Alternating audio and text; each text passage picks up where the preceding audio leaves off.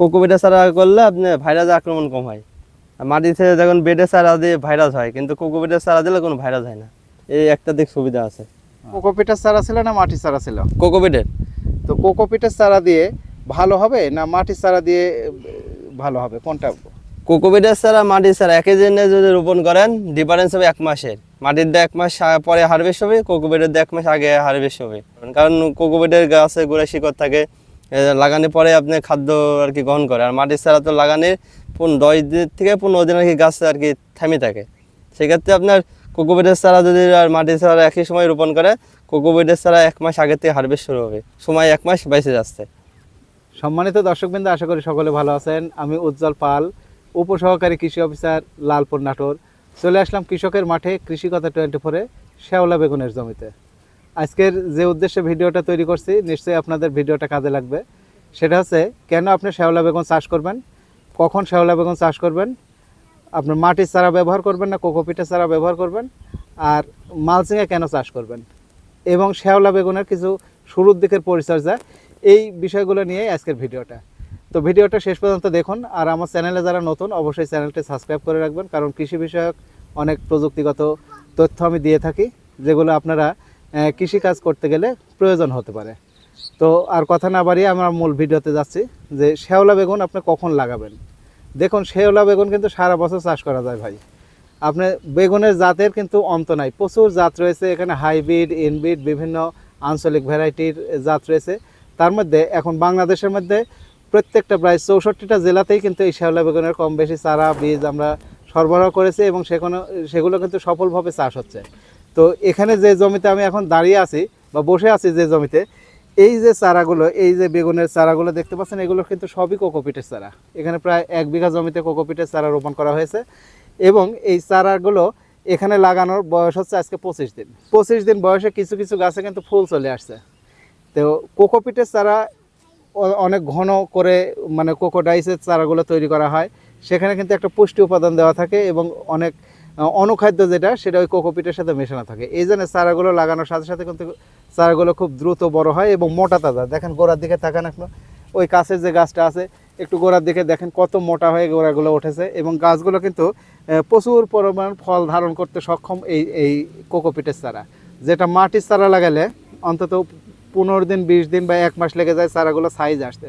সেখানে কিন্তু 25 দিন বয়সের কোকোপিটের চারা কিন্তু আপনার গাছে ফুল চলে আসছে, এবং গাছের চেহারা দেখতে সচকে দেখতে পাচ্ছেন যে গাছের চেহারাগুলো কত সুন্দর এবং পাতাগুলো কত। এখানে কিন্তু তেমন কোনো সার এখনও প্রয়োগ করা হয়নি। আরেকটা হচ্ছে যে মালচিং পেপারে এই বেগুনটা চাষ করা হয়েছে, সেটা শশার মালচিং পেপার ছিল, শশা ছিল। দেখেন অনেকগুলো ছিদ্র, দুই পাশেই কিন্তু ছিদ্র, যে এই ছিদ্র এই ছিদ্র, এগুলোতে কিন্তু শশা ছিল। মাঝখানে এখন এই মালচিং পেপারেই আপনার দেওয়া হয়েছে হচ্ছে বেগুন, শেওলা বেগুন। তো এখানে বেগুনের গাছের যে দূরত্ব দেওয়া আছে, দেখেন আপনার একটা মালচিং পেপার থেকে আরেকটা মালচিং পেপার, এটা প্রায় মোটামুটি 2.5 হাতের মতো প্রস্থ, অর্থাৎ যে বেডগুলো আছে, এবং চারার থেকে চারার দূরত্ব প্রায় 1.5 হাত 2 হাত। কোনোটা ঘন আছে, এখানে ছিদ্র ছিল বিধায় এই গাছটা ঘন দেওয়া আছে, এখানে প্রায় 1/2 হাতের মতো। কিন্তু বেশিরভাগ গাছের দূরত্বই কিন্তু 2 হাত পরপর গাছ দেওয়া আছে, এবং এই সারি থেকে সারির দূরত্ব দেওয়া আছে প্রায় 2.5 হাত। এইভাবে কিন্তু গাছগুলোর যদি লাগান, এই গাছগুলোই প্রায় 1 মাস পরেই দেখবেন যে এই জায়গাগুলো দিয়ে হাঁটাই কঠিন হয়ে যাবে। এত পরিমাণে এই ডালপালা ব্রাঞ্চিং হয়ে গাছগুলোতে এত সুন্দর হবে যে প্রচুর পরিমাণে বেগুন আটকাবে এখানে। আর শেওলা বেগুন লাগানোর সময় অনেকেই বলেন যে কখন চাষ করব। চাষের কোনো নির্ধারিত সময় নাই। যার যখন জমি ফ্রি হবে, এটা রবিতে চাষ করা যায়, খরিফ ওয়ানে চাষ করা যায়, খরিফটিও চাষ করা যায়। তবে এই সময় এখন যে আগস্ট মাস চলছে, আগস্ট বা সেপ্টেম্বর মাসে অনেকে আউশ ধান কেটে এই বেগুনের চাষ করতে চান। তো এই সময়টা কিন্তু এই শেওলা বেগুনটা যদি চাষ করেন, অল্প পরিশ্রমে অল্প খরচে কিন্তু আপনি অধিক পরিমাণে বেগুন উৎপাদন করতে পারবেন। কারণ এই সময়টা রোগ বালাই কিন্তু অনেক কম থাকে, যেটা খরিফ ওয়ানে সাদামাছি বলেন, তারপরে মাকড় বলেন, আপনার গোড়া পচা বলেন, বিভিন্ন ধরনের ফল ছিদ্রকারী পোকা বলেন, মানে এভরিথিং সমস্যা নিয়েই কিন্তু বেগুনের গাছগুলো ওঠে, এবং প্রচুর সেখানে বালানাশক স্প্রে করতে হয়। সেই তুলনায় কিন্তু এই সময় যারা চাষ করবেন, অর্থাৎ সেপ্টেম্বর, অক্টোবর, নভেম্বরের দিকে যারা চাষ করবেন, তাদের কিন্তু অল্প বালানাশক স্প্রেতেই কিন্তু বেগুনগুলো আপনার হারভেস্ট করতে পারবেন। এতে উৎপাদন খরচ একদিকে কমবে, আর একদিকে উৎপাদন বাড়বে, এবং ফসলটাও যেমন নিরাপদ হবে, এবং আপনার অধিক মূল্যে বাজারজাত করতে পারবেন।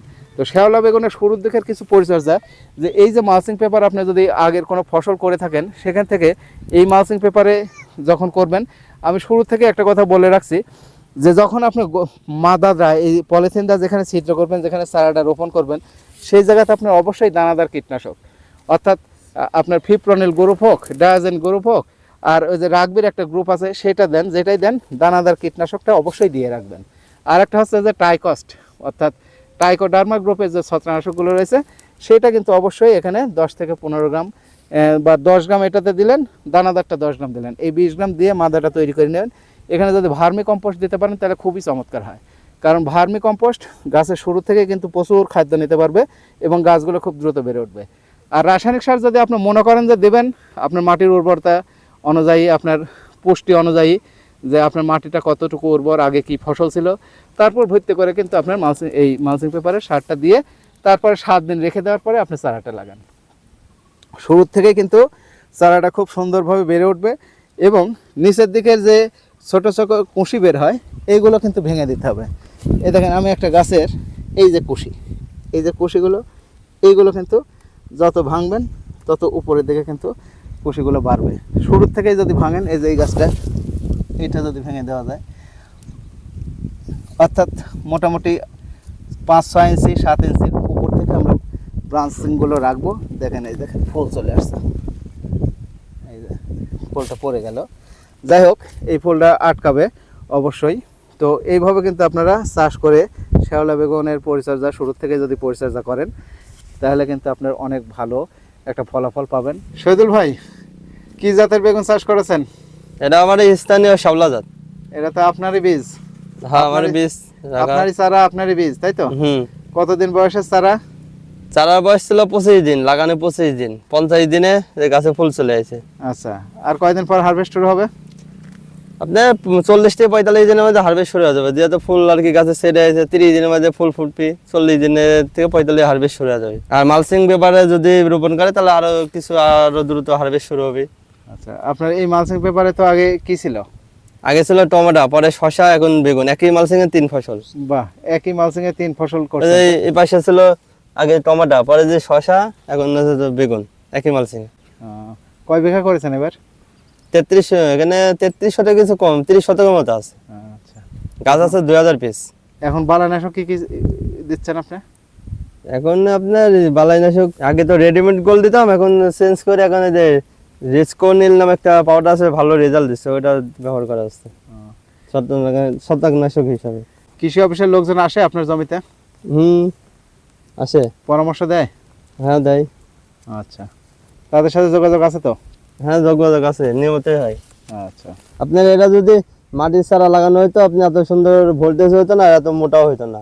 এই গাছে আর কি গোড়া দিয়েছেন কি মোটা, আর আপনার মাটির চারা লাগালে এই হাইটে থেকে ফল আসতো। আর এই গাছে আপনার আর কি মোটামুটি 14 ইঞ্চির উপর থেকে ফল দেওয়া শুরু করবে, কারণ এই যে গাছ আপনার 10 ইঞ্চি হয়েছে, এখন এই ফুল চলে আসে। তাহলে যখন হারভেস্ট শুরু হতে তো গাছ 14 ইঞ্চি হবে। ঠিক আছে, অনেক সুন্দর তথ্য দিয়েছেন আপনি। আপনার জন্য অসংখ্য শুভকামনা থাকলো। যারা কৃষক নতুন আসছে বা পুরাতন অভিজ্ঞতা যত বিনিময় করবেন তত আপনার জন্য ভালো। অভিজ্ঞতা শেয়ারিংয়ের মাধ্যমে কিন্তু অনেক ভালো কিছু অর্জন করা সম্ভব। তো এইভাবে আপনারাও পরিচর্যা করেন, সুস্থ সবল চারা থেকে আপনার চাষ শুরু করেন, তাহলে কিন্তু আপনার ফলনটাও ভালো পাবেন। সবার জন্য শুভকামনা রেখে আপনারা বেগুন চাষ যারাই করেন অবশ্যই এই ধরনের ভিডিওগুলো দেখলে আশা করি উপকৃত হবেন। ধন্যবাদ প্রিয় দর্শক, ভালো থাকবেন সকলে, আর নজর রাখবেন কৃষকের মাঠে, কৃষি কথা 24।